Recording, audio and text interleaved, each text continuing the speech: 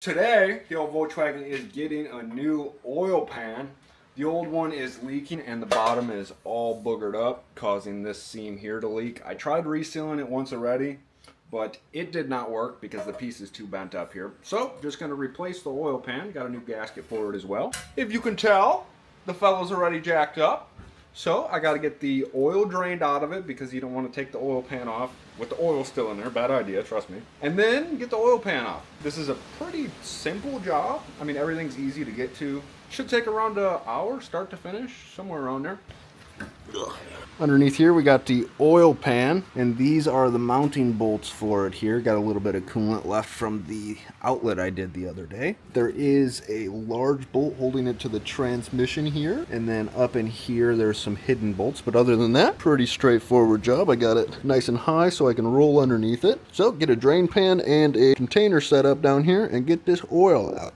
Got my oil jug here, and I also grabbed the electric untightener here to make the job nice and quick. So I get this drain plug out, get her draining while I get the bolts off of it. So I'm gonna try to make this operation the least messy as possible, but we'll see how it goes. I just did this oil change like maybe 1,000 miles ago, maybe.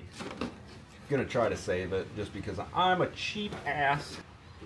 And in the pan she goes. Sad news for you.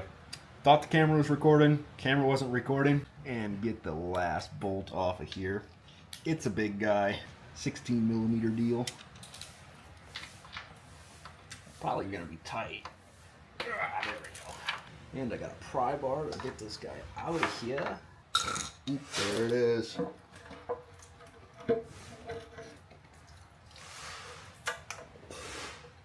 And I got an oil pan off.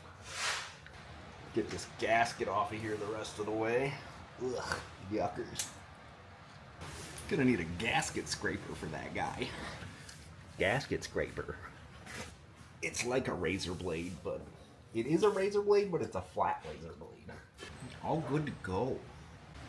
Back up here at the toolbox, got the new oil pan here, and I have to prep this. So when you're installing an oil pan, you have to apply some RTV silicone to where the front and rear main seals meet the engine block. There's like a seam. You want to make sure that that is like glued, siliconed in there.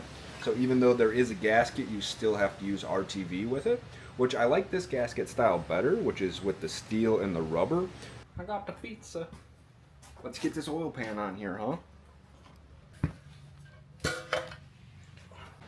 All right, get this oil pan up in there, but first I'm gonna give her a little wipe down just to get all of the excess oil off of the engine block. Some people would use brake clean for this, but I've got oil resistant silicone, so the little bit of residue that is left on there will be fine.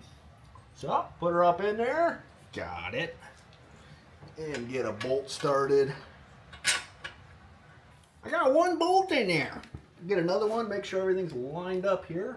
Got 2 bolts in there. That means everything's lined up, so I gotta go through and get all the other ones in there. And then I gotta grab the torque wrench to do a little torquing on her.